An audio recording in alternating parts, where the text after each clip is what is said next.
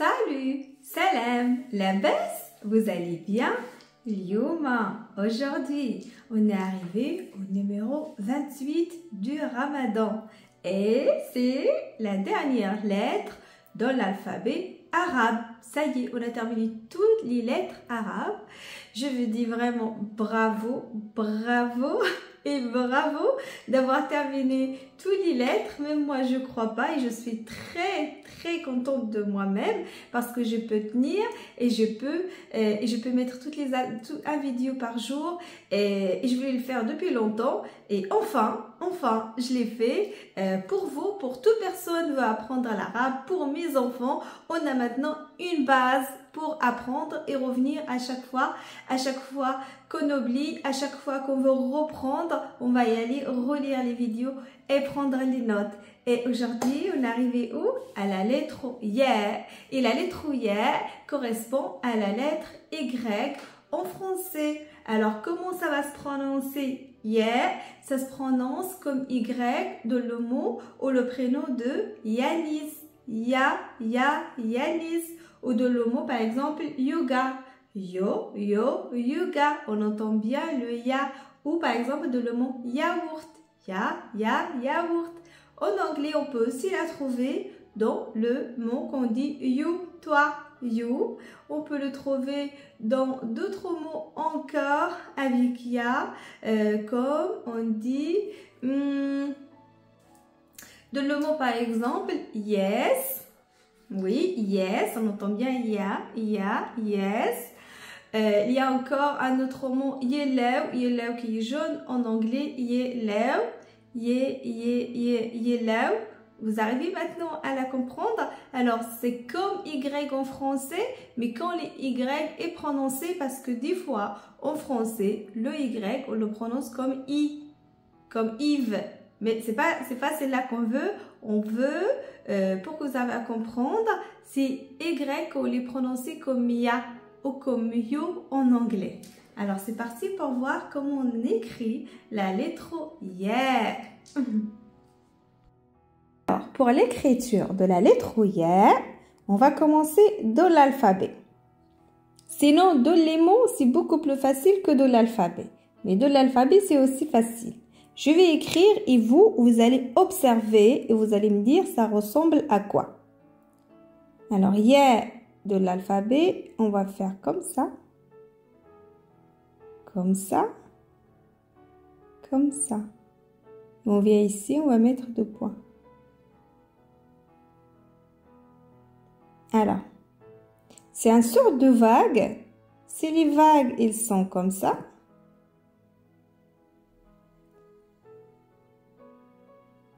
Et on va venir commencer la vague que par là. Et la terminer par là. Alors, c'est reparti. On va commencer par là, une petite vague arrondie. Une grande vague. Et hop. Et point. Ça, c'est la ligne d'écriture, c'est là. Hein. Du coup, il vient sur la ligne. Alors, on recommence. Hop. Hop. Et hop. Voilà. Vous pouvez penser, vous allez me dire, ça vous fait penser à quoi? C'est quoi votre astuce pour écrire le Ya? Soit vous pensez aux vagues, mais si vous l'observez bien comme ça peut aussi faire comme ça. Et vous avez qu'à ajouter là un petit et hop. Alors, une sorte de... C'est comme si vous allez écrire un trait comme ça, bas, le haut. Et ici, vous allez mettre un petit chapeau comme ça. Yeah. Alors, c'est à vous de trouver la méthode la plus facile pour vous pour se rappeler du Ya. Et vous prendre cette méthode. Parce que chacun, il va comprendre ou il va trouver une méthode plus facile que l'autre. Voilà. Alors, encore une fois, je viens ici, je fais un petit cercle, si vous voulez. Je viens ici, je fais un grand. Voilà, hop. ça peut être trop facile comme le S. Mais quand vous arrivez ici pour faire les S, là, vous l'allongez un peu. Qui ça sera à la même hauteur de ce côté. Voilà, encore une fois, comme le S. Le S, il est droite en français. Alors, on va venir l'incliner un petit peu à droite. Et ça va faire comme ça. C'est comme si on va commencer le S par là. Voilà, hop, le S. Ça finit là, mais nous, on va l'allonger. Attends, je change la couleur pour vous donner des astuces pour l'écrire. Là, la S, ça va venir là. Moi, je viens ajouter un petit trait là et hop, et 2 points. Alors, soit vous pensez à des vagues, soit vous pensez à un petit S qu'on va venir l'incliner à droite. On va descendre ça un petit peu par là, c'est-à-dire on va commencer par là et on va tirer un petit peu par là. Qui donne, je commence un peu plus loin par là et hop, je marque un S. S, ça finit là, mais moi je vais l'allonger un petit peu et je monte que cette partie soit à peu près la même hauteur que là. Et là, je mets 2 points. Voilà le ya. Alors, pour le harakat de ya, alors si on veut prononcer le ya, ça fait comme si Y-A-E. Ya, ya. Et Y, c'est comme de le mot yoga, ou yanis plutôt. Ya, ya, ya. Voilà. Alors, on va venir pour mettre harakat. Je reprends ma couleur préférée de l'écriture, c'est le violet. Alors, je vais mettre fatha. Ça fait ya. Kasra. Ça fait yi. Damma. Ça fait you. Et soukoun, le petit rond, ça fait y. Alors, ya, yi, yo, yi. Alors, ya, si je n'ai, pour mettre 2 fatha, on va pas la faire tout de suite. On va le faire juste après. Alors, 2 fatha, on va pas la faire tout de suite. 2 kasra, on peut la faire tout de suite. Ça fait i. Et si on a 2, ça fait yin. Yin. Ça, c'est demain, ça fait you. Mais si j'en ai 2 demain, ça fait yun. Yun. Voilà. Là, on va aller. Je fais ça. Hop. Hop. Et je vais laisser cette partie-là. Ça, on a dit, c'est you. Alors, ça, c'est fatha. Si j'ai 2 fatha, regardez bien. Dans l'écriture, ça, c'est de l'alphabet. Dans l'écriture, surtout au début de mots, au début et au milieu. Le ya, ça va venir prendre la même forme que ba. C'est-à-dire, on va dessiner le petit bateau, là. Ou le petit lit, comme vous voulez. Voilà. Sauf que ba, on met un point. Mais le ya, on va venir mettre 2 points. Ça, c'est ya. Ça, c'est ya. Au début de mots, vous allez trouver ya comme ça. Mais vu qu'on a, on veut dire ya... Je vais mettre un alif ici. Et là, ça fait ya. On va l'allonger ce son-là. Ya. Et vous vous rappelez bien de yi. Regardez comme ça, ça veut dire quelque chose. Alors ça, vu qu'il y a au début, on va mettre comme ça, comme le bas de point. Ça, c'est yi. Mais pour faire yi, vous vous rappelez? On vient utiliser la lettre ya qui est muet, qui va venir jouer le rôle de ya. Alors, le rôle de ya, quand c'est muet, quand il n'y a pas harakat, c'est i. Pour faire le son, c'est comme les i, mais on va venir allonger le son de i. Alors, on a i, pour faire yi, on va venir mettre ya, vu que c'est à la fin de mot, on va venir mettre pareil qu'ici. Au lieu de commencer le S, voilà, ça c'est le S, je viens l'allonger un petit peu par là et je le monte. Yeah. Pour lier ça avec ça, j'ai qu'à descendre un petit ligne ici. Ça fait yi. Si après cette ya qui est pas de harakat, qui fait le son de yi, il y aura une autre lettre, bah, ça va venir faire comme ça. On va marquer ya et hop, et un autre comme le ya en deux fois. Celle-là, ça va prendre harakat, celle-là, il prendra pas. Ça fait yi et une lettre ici va venir pour construire un autre mot. Yi. Voilà. Et là, on va venir faire you. You, c'est pareil. Ya, il est au début de mot. Alors, quand il est au début de mot, on a dit on va l'écrire comme B, comme un petit lit, un trait comme ça, un trait comme ça. B, ça plus de B. B, il est comme ça. C'est le B. C'est deuxième jour, ou deuxième cours qu'on a fait le jour numéro 2 au Ramadan. Alors, pour faire you, vu que c'est au début de mot, alors ça s'écrit de cette façon. Ça, c'est you. Pour faire you comme ça, on aura besoin de quoi? On aura besoin de waw. Waw muet, sans harakat. Et ça va faire le son de you. You. Alors, quand c'est comme ça fait ya, yi, you. Qu'est-ce qu'il va nous rester? Yan. Yan, c'est quand on a deux ftha. Alors, pour faire deux ftha, ya au début, on a dit il est comme ça. Un trait, et ça c'est ya. Si on a deux, ça fait yan. Et yan, quand on a yan, en général, on ajoute un alif. Ça fait yan. Et voilà. Maintenant, on va aller chercher des mots avec la lettre ya. Avec la lettre ya, on va venir trouver yaoum. Yaoum, c'est quand je commence la vidéo, je veux dire lyouma. Lyouma, c'est une façon de dire aujourd'hui. C'est une façon de dire yaoum, mais à la marocaine. C'est-à-dire dialecte marocain.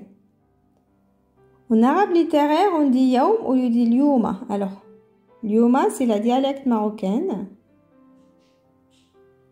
Lyouma, c'est pour dire jour. Pardon. C'est pour dire jour.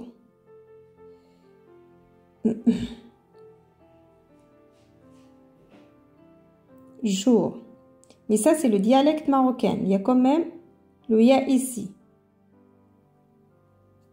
Mais en arabe littéraire, c'est-à-dire ce que vous allez trouver dans les livres, quand vous lisez un livre, vous allez trouver yaoum, c'est le jour. Yaoum, vous allez trouver comme ça. Ya, ou, m. Yaoum. Ça représente le waw. Yaoum, c'est jour. Et en arabe, quand on vient marquer yaoum, alors, ya, au début, on a dit, on l'écrit comme ça. Un petit trait, un autre trait là, c'est comme le ba, comme le ta, comme le tha. La seule différence, c'est le nombre de points et la place des points. Alors, il y a, on a 2 points. Après, on a waw, yaou. On va attacher la lettre waw avec la lettre ya. Après le waw, à gauche, ça s'attache jamais. Donc, le mime, vu qu'il est à la fin, le mime, comment il est à la fin, bah, il y a un petit rond et un petit trait comme ça. Et ça fait yaoum. Yaoum. Yaoum, c'est jour. On va trouver aussi le mot pour dire la main. La main en français, on va venir marquer yad. Main, c'est yad. Alors, on a ya au début. Dal, hop, ça c'est dal. On va l'attacher avec ya. Ça fait yad, qui est la main. Yad. On va trouver encore 2 mots qui sont importants et que l'utilise beaucoup. Yassar. Yassar, c'est gauche. Ya. Sin. On dit ya, sa, yassar, yassar. On a a. Alors, il y a un alif. Yassar, ra. Yasar, c'est gauche. Gauche. Et droite, c'est yamin. Alors, ya. Mim, la lettre de mim. Mim. Écoutez bien. Est-ce qu'on a dit yamin? On a dit yamin. In. Alors, quand on allonge le son de i, in, on a besoin de quelle lettre? On a besoin de la lettre ya. Ya au milieu, il est comme ça. Faites comme le ba, comme le ta, comme les lettres qu'on écrit avec les points. Ça fait ya, mi, hop.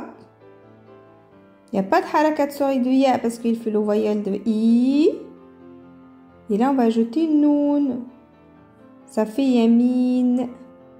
C'est droite.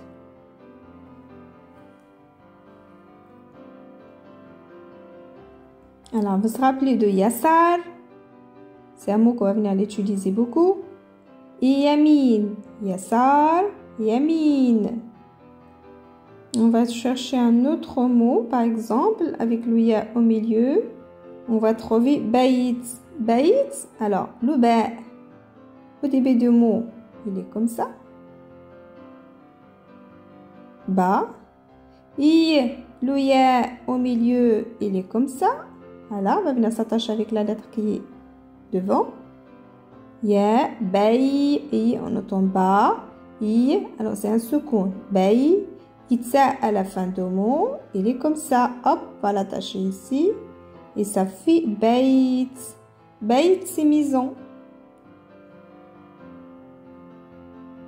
Un autre mot, vu qu'on est au printemps, le printemps en arabe, c'est rabi'.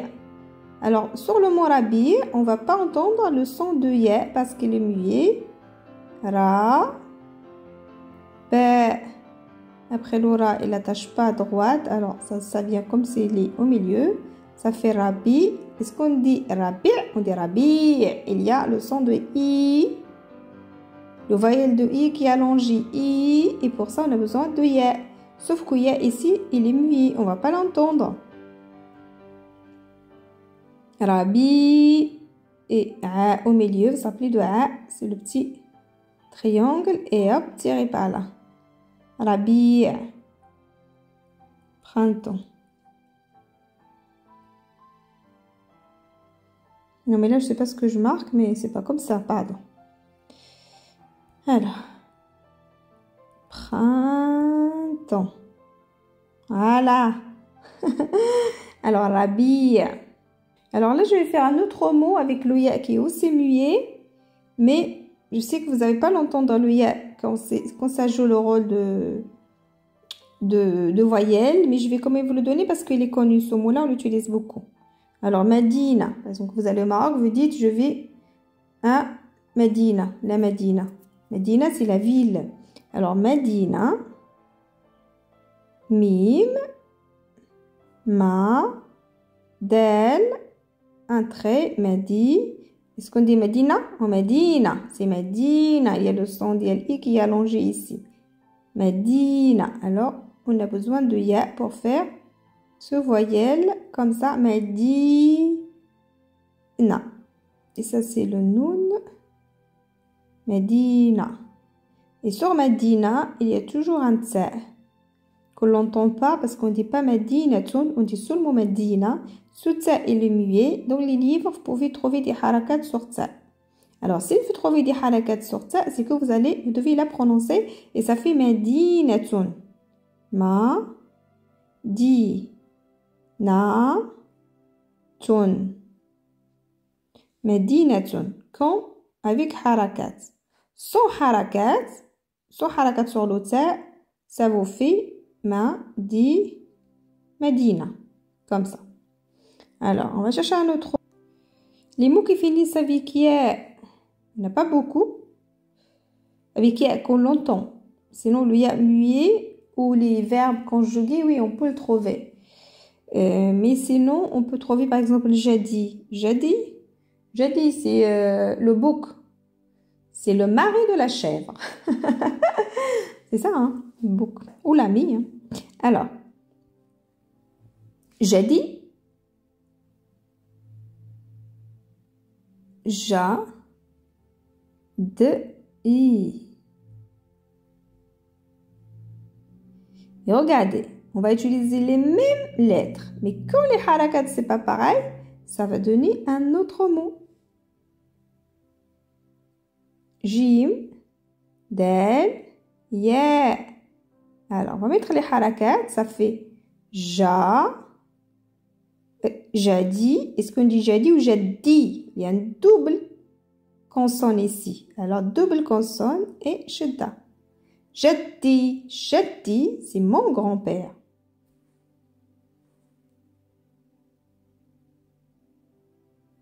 Mon grand-père. Jaddi, jaddi. Et jaddi, c'est le bouc. Le bouc. Le bouc. Alors, on va chercher d'autres mots avec la lettre ya à la fin. On va venir trouver, par exemple, la chaise qui est kursi. Alors, sur la chaise, rappelez de kaf. Comme le dal, j'ajoute un trait ici. Ra, je l'attache avec kaf. Si. Et le ya, vu qu'il est à la fin, comme le S ou comme le va, comme vous voulez, hop, vous arrivez là, vous tirez le trait, hop. 2 points, j'attache ça avec ça, je mets harakat, kursi. Soit on entend kursi ou kursiyun, qui est la chaise. Mais des fois, en général, on va, si tia, il est muet, et on va dire kursi. Sinon, dans les livres, vous pouvez la trouver avec harakat. S'il y a les harakat sur ya, vous prononcez yun. Ça fait kol, si, yon. Mais le dialecte marocain ou quelques livres, on va venir trouver kol, si. Ça fait ko, r, kol, si.